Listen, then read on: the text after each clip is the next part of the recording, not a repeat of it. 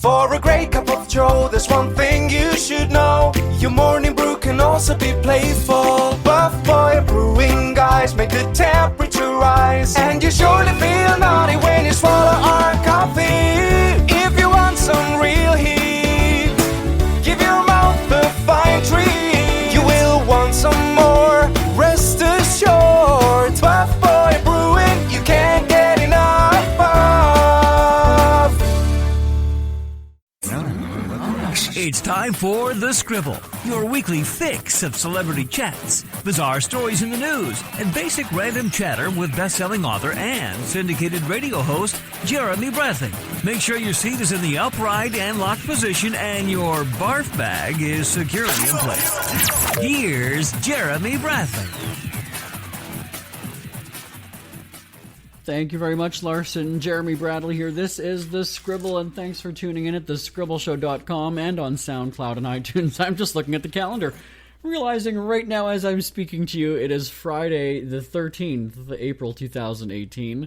Are you superstitious? I hope that's good luck. I've got to find some wood to knock on. There's no wood beside me. Somebody in the room listening to me, knock on some wood so we're okay. I'm going to do it anyway on our fake wood that we've got here in the studio. Yikes. Okay. It's weird to realize that right as you're going on the air. But thanks for tuning in. You know, I've got a few stories to tell you about this week. I want to talk about gambling, and I want to know your thoughts on this. I got a family story to share. You know, I don't often open up about my family, but I'm going to do it this week when I talk about gambling. And also workplaces. Do you prefer a noisy workplace? Do you like it quiet? I think this all depends on how old you are. I really do. I'll tell you about why coming up in just a little bit. But we've got a very fun broadcast coming at you next week, and I'm going to tell you about that right now. Dreams Take Flight is an Air Canada initiative. Now, we've done this for the past, I guess it's either 4 or 5 years now. Our friends at Air Canada, we get on a plane. Here's what happens. They take 100 and some kids on a plane, fly to a Disney property. Where I'm from in Winnipeg, we go to Disney World in Orlando, Florida. So basically get to the airport at 3 o'clock in the morning, get on the plane at 4 or 5 o'clock in the morning, fly to Orlando, spend about 7 or 8 hours going through Disney World, and then get on the plane, fly back home, and get back into town at just after midnight or so. All of this in one day. I'm not kidding you. So once again, I am a media guest. I am so grateful that Speak Free Media gets invited to check out the day. So what happens is I go everything. I'm at the airport in the morning. I'm talking with parents who are seeing their kids off for the day. I'm talking with the kids on the airplane as they get Dairy Queen ice cream at like 6, 7 o'clock in the morning and have an in-flight pillow fight. Seriously. And then I'm going on the rides with them, and we've got selfies and more interviews, and then we talk on the way home, and it's just a good time. So that is coming up next week here on The Scribble, and we've got there's web content and pictures and things. This year, they're celebrating the 25th anniversary, and Mayor of Winnipeg, Brian Bowman, will be joining us. I think this is the first time that he's going, so I'll be talking with him as well. It's really a special day for the kids, so I hope you'll check it out. Definitely Google Dreams Take Flight, the Air Canada initiative. I can't say enough great things about it. It's just, it's a once-in-a-lifetime opportunity for these kids, and you just see the smiles on their faces, and it all makes it worth it. The early morning, the loud, squealing kids, it really is a good time. So we're going to have highlights next week here on the podcast from Dreams Take Flight in Disney World, at Disney World in Orlando. All right, I've got that story about gambling and office politics coming up right here on The Scribble. Who are the Kardashians feuding with now? What did that little thug Justin Bieber do this time? Who's getting hitched? And who's headed for Splitsville? Hear the latest celebrity news and gossip every day on Entertainment Wrap-Up. The good, the bad, the ugly, but mostly the ridiculously hilarious. It's all recapped in this daily segment at entertainmentwrapup.com. Have a laugh at the expense of the rich and famous when they take themselves way too seriously. It's 3 minutes of time-wasting fun at entertainmentwrapup.com. Check out Entertainment Wrap-Up at entertainmentwrapup.com. Brought to you by Speak Free Books. Jeremy Bradley here, back on The Scribble. Yeah, I was about to talk about something else, but as we were coming back from that break, I just scratched a zit that I had on my face, and it stings. Okay, I'm going to hold off for that dialogue and that discussion for just a minute, because I'm actually bleeding now. Okay, So have you ever done this where you feel, maybe you're just looking in the mirror and you see that you've got, I believe it's called a white head, right? That's where your zit is like, got the white tip. And so if you're like me, you take your 2 index fingers, you squeeze it, you squirt at the mirror, and you get a good feeling about it for some reason. And then there's some times where it's, you see the zit is there. It's not formed into a white head at that point, but you can tell it's a zit, so you just want to pop it anyway. And so you end up doing the squeezing thing, but it stings like a son of a bitch. You know what I'm talking about. I don't have like bad teenage acne. I did when I was a teenager, of course, but as an adult, you get the odd zit here and there, right? And I learned, by the way, I discovered, I did a project in grade 6 because I started to get zits then. And my mom, like a lot of people back in the day, so I'm trying to think of how old I was then, I don't know. She thought it was based on your diet, right? You eat chocolate and, you have lots of sweets and your face is going to break out with zits. And I remember she actually took me to a dermatologist. I think it was a dermatologist. She always just called it a skin doctor, so I'm guessing that's what it was. But a dermatologist for zits? I don't know. Anyway, so I remember her taking me there.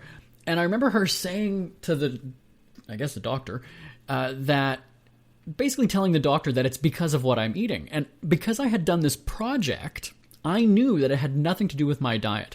I was a little bit more educated than my mom. I knew that it was that I kept touching my face all the time. So my hands, as a kid, right? You're not always washing your hands. My hands are dirty. And I'm clogging my pores, and that's what I'm doing. That's not to say that that's what caused my young adolescent acne, but it didn't help the situation.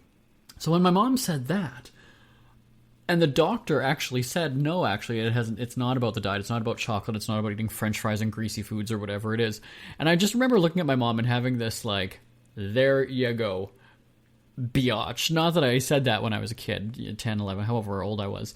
But I knew, and it's one of those where, like, I know more than my mom does. How often does that happen as a kid, that you actually know something that your mom doesn't? Because as kids, you grow up thinking that your parents know everything. They're always right, and they're older, they're more educated. And so here I had done this research project in grade 6 that I knew that I can feel the blood dripping down my face. I'm going to need a Kleenex. So there was this proud moment that I had where I was like, oh my God, I know something my mom doesn't know.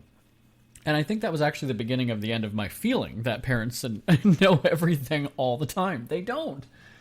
So kids, if you're listening to this right now, your parents have been wrong on occasion at some point in their life. Anyway, so about the zit that I just popped now, and you can feel, and then I dab it again, which is not great with my fingertips because I haven't washed my hands since we've been doing the show, right? I don't have a sink right here. So obviously then I've touched my mouse, I've touched things in front of me, and now what I do is I take my knuckle and I just kind of dab with my knuckle, and that's how I get blood out, because that's a little bit cleaner than your fingertips, the ends of your fingers. Now, I am not a medical professional by any means, so don't take this as the gospel, but I do know that what you eat does not affect the zits on your face. You do not get zits from eating certain foods. So there you are. I can tell you that much. All right. Now it's gone from blood to now just sort of like wetness, pus, or whatever it is.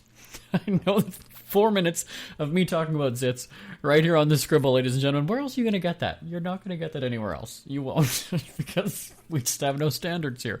We have no standards here on this show.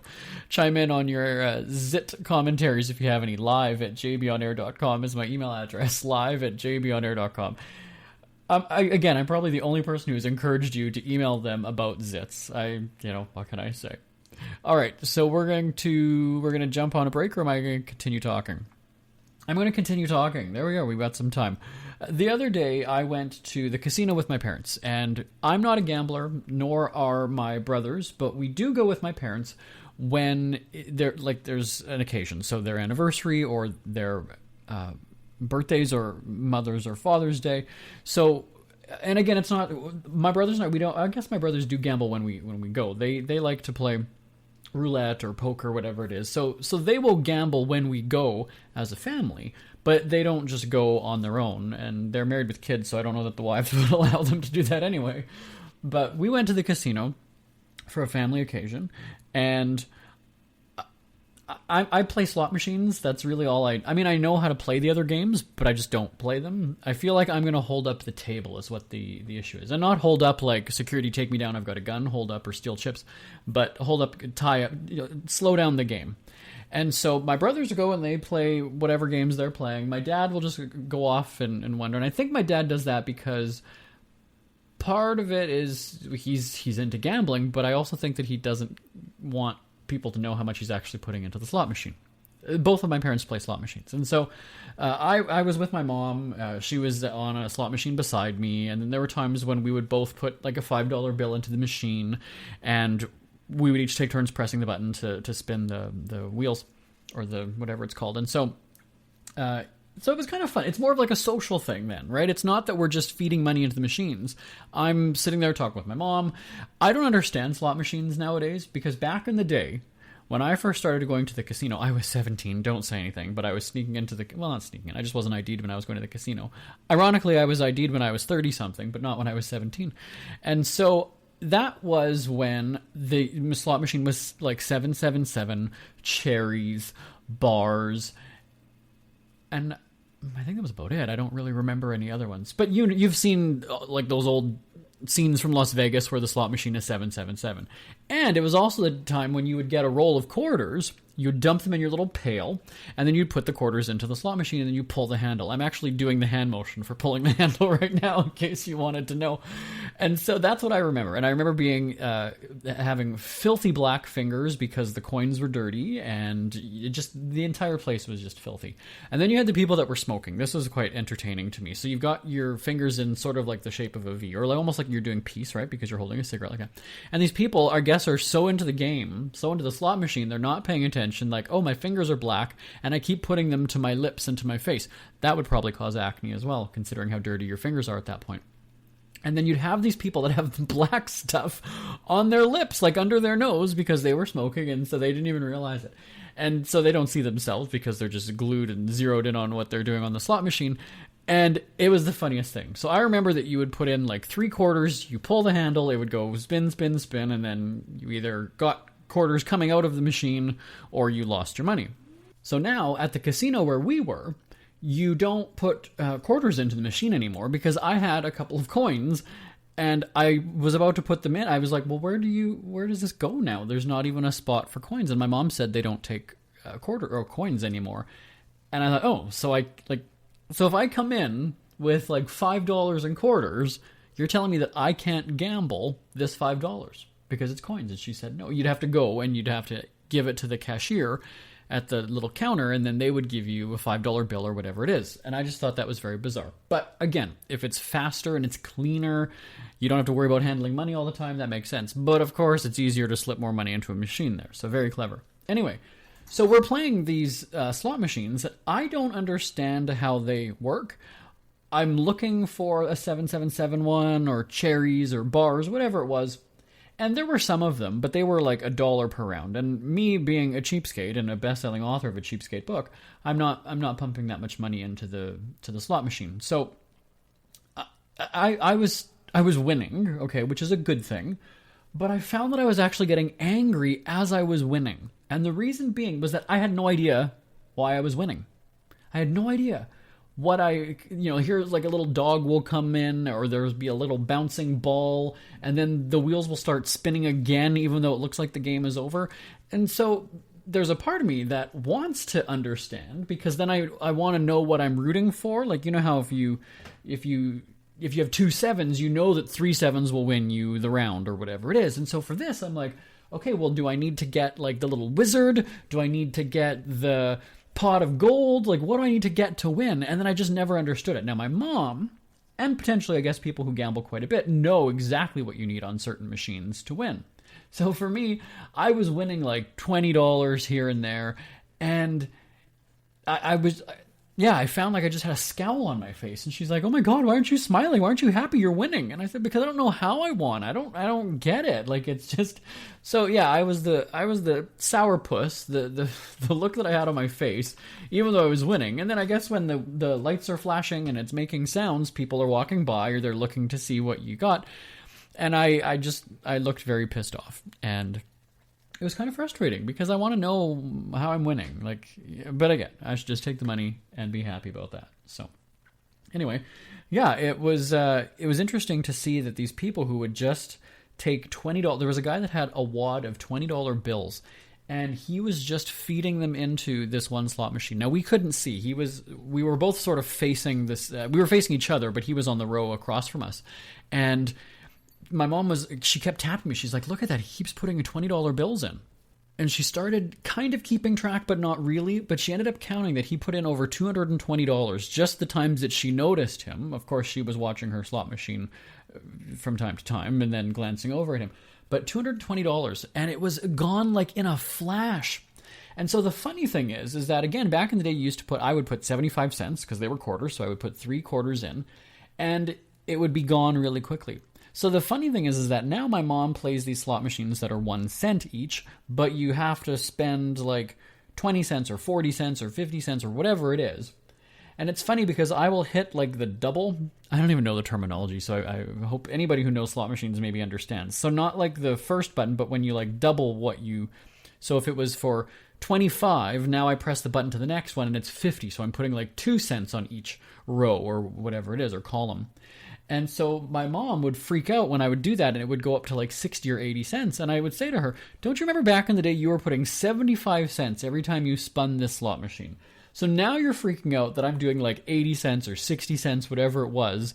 It's actually less than what you used to do when you would put in quarters, when you would drop in quarters into the slot machine. So, but it's fascinating, the fact that you slip your dollar bill in, and it just goes game after game, and you don't even notice how quickly it is. And then by the end, you see that you've got 13 cents left, and you can't spin anymore, so you've got to slide in another dollar bill. Like, they're very smart, very, very smart, and I certainly would not blow $220.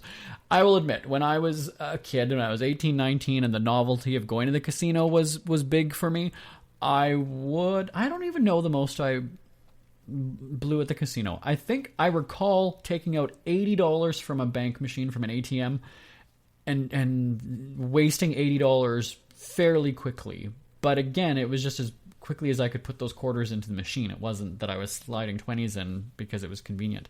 So, and back in the day then, they weren't, where I'm from, they weren't allowed to have ATMs in the casino, I guess for reasons of, hey, you could end up emptying your bank account, and we don't want you to do that. Now, ATMs are right there.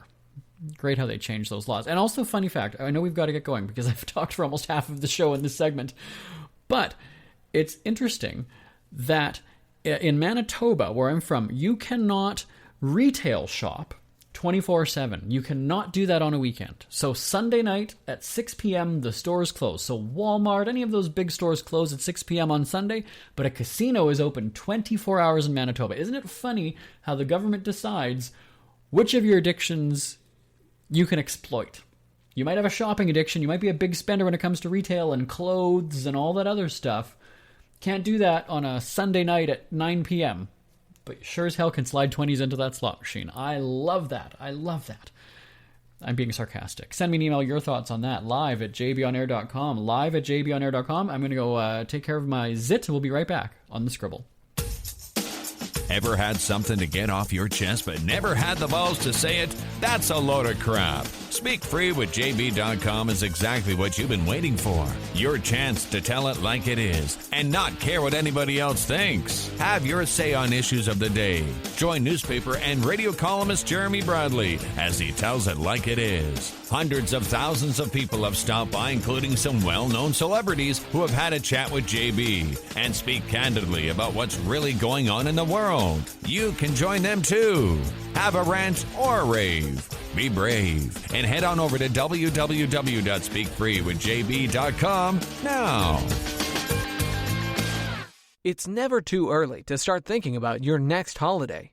Have you checked out Mexico recently? From tequila tasting, swimming with horses, to ziplining through the jungle and watching whales and dolphins in their natural habitat, Puerto Vallarta has it all. Visit mexico.jbonair.com to see all the fun PV has to offer. That's at mexico.jbonair.com for hundreds of photos, interviews, and videos from around the tourist hotspot. Check out mexico.jbonair.com for all the fun. That's mexico.jbonair.com. Jeremy Bradley here on The Scribble. Thanks for tuning in at thescribbleshow.com and on SoundCloud and iTunes. Workplaces. Okay, here's something really interesting. Food for thought. Would you prefer to work in a noisy, fast-paced environment, or maybe something that's like a quiet office where the silence is often broken when somebody clears their throat or coughs or sneezes or something, right? You're sort of shaken out of that quietness or that trance of the office because all of a sudden there's a sudden noise. Or again, do you like having hustle, bustle, and everything all around you? When I was growing up, I wanted to be a newspaper reporter. That was my dream. So for me, the buzz of a newsroom where in the background you hear the police radio or the phone's ringing or just anything like that, that excited me. That was what I wanted. And then as I got older, I wanted to have fun, right? I wanted it to be a fun workplace. I wanted it to be silly and goofy. And then because I wanted to be in a creative environment, whether that was writing or doing radio, anything like that, I was just like, that's where you get your energy from, is the people around you that are having creative discussions and you're bouncing ideas and thoughts and it's go, and you've got whiteboards in the office and you're scrawling things all over them and brainstorming words and just anything, or drawing sketches and things like that.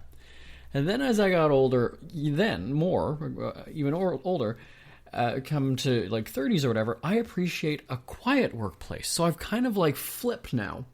I guess it's no different than your home life too, where when you're younger, you like having a loud backyard party kind of thing, but then as you get older, you sort of appreciate that quiet, right? You don't want to hear the dogs barking, you don't want to hear kids screaming, you just want to have quiet. You want to have peace and quiet.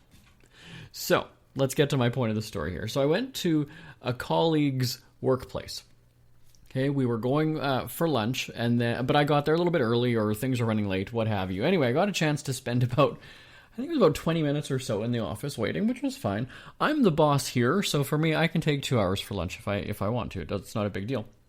And I have an office here, and I can have quiet, so I can close my door, I can blast my music, I can do whatever the hell I want. If you don't like it, deal with it. Not my problem. So anyway, I'm at a colleague's workplace, and a bunch of things stood out to me. Now, there were cubicles, as is in many offices, and there were just some really distinct personalities that I became annoyed with after only being there for, again, let's say it was 20 minutes.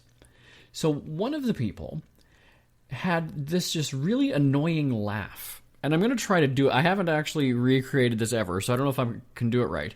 But he was a very loud talker, and his laugh was kind of like, and it was like, oh my God. That's how, and whenever he would get talking with somebody, because he was a chatty person, whenever he got talking, there was a good chance that, I'd say maybe every third or fourth sentence had that laugh at the end. And then, I believe that, not the class clown, I don't know what you call them in a workplace, but the office clown, where I guess he was viewed as funny, or thought he was viewed as funny, and would constantly make jokes, or would just randomly start singing something stupid. And you'd have a couple people laughing, but then again, I'm just like, I'm not even trying to concentrate on anything here, and I'm really annoyed by this guy. Like, it's really, really frustrating and distracting. And then, of course, because people are laughing, that encourages him to continue on. So he might just out of nowhere have, cheese and biscuits if something happens on his computer. That prompts a couple quiet laughs. And then he's thinking, okay, now I'm going to narrate, I'm going to vocalize every thought that I have from here on out. And again, it was just maddening to me. And then I overheard other people on the other side that I guess whenever like a mass email was received by everybody, they would open it, and then one of them would start to almost like read it out. So let's say, I'm trying to think again, just on the top of my head. So there's a staff meeting at 2:30 with treats because we're heading into the weekend and whatever. So everybody gets the email, and you get you hear the little notification on your computer, or you see the little envelope pop up or whatever it is. And then all of a sudden, somebody's reading it. Oh, a staff meeting at 2:30. Oh, there's going to be treats. Oh, so they're reading it for their coworkers who are around, but it's kind of like, we all got the same email at the same time. you don't really need to tell us what the email says. So basically, I'm thinking I wouldn't even have to read my emails. I could basically receive every email, and then somebody's reading it out loud anyway. So that totally eliminates the need for a mailbox. I can just rely on other people to comment publicly on it. Now, another I would never want to work in that office. I'm not telling you the type of industry or anything like that. I just would not want to work in an office like that. And then there were two females who, again, were kind of just complaining about everything. That it was literally the longest day ever. And I was like, well, that doesn't make sense, because the longest day ever would be days where we fall back an hour, where we change our clocks, because that's literally the longest day ever, because you get another hour. But anyway, and it was almost like they were trying to one-up each other in their complaining about things. So complaining about their work days. Maybe they got off the phone with Jim in another office somewhere, and or they see Jim calling on the phone. Jim, what does he want? Hi, so-and-so speaking. And it's like, okay, all right. So the whole office politics. Now, don't get me wrong. I realize this happens in many, many offices everywhere, all over the place. And now it seems to be common from when I walk through, people that sit at their desk with their headphones on and they're listening to music and they just want their own distraction. To me, that says one of two things. Either they find the noise distracting and need something to escape, or two, they just kind of need to have that motivational music or whatever to kind of get them in their zone. Whichever, depends. So, I realize that I have totally had this change of heart. Now, again, it depends on what you're doing, right? If I'm writing a book, I need absolute silence, because I can't focus on formulating a story and writing things out that are going to make sense without typos and blah, blah, blah, blah. If I'm hearing 17 people in the background singing, telling jokes, complaining, doing all that, it just wouldn't work for me. So again, if we were an ad agency and we needed that creative zizz that people have, okay, great, that's one thing. So, I don't know, what are your thoughts? Do you prefer a noisy work environment or quiet? Again, and it also depends what you do. I'd love to hear from you. Send me an email, live@jbonair.com, live@jbonair.com. And don't even get me started about the whole office politics and gossiping and all that other stuff. That's a totally different story. But it's fascinating to see the different personalities in a workplace. And then, like, it seems like you can rub somebody the wrong way and, like, not even know them just from what they talk about, just from what you overhear them talking about. So the guy with the laugh that I was talking about wasn't even on the same team as the person that I was there visiting. So even they were in close proximity to each other, they weren't actual, like, coworkers. They didn't work one-on-one. But that's also where I think if you don't know the people, it can be even more annoying. Maybe if you know the guy and you find him funny and you get his personality, which in that type of a situation, I think you would quickly get to know his personality because you're always hearing him talking. But he was also just a very loud talker. And if you remember the reality show, The Osbournes, and, you know, Ozzy would always be like, Sharon! That's also what this guy did. He would call over the wall. I'm going to make up a name. He'd be like, Jen, I need you to check on this.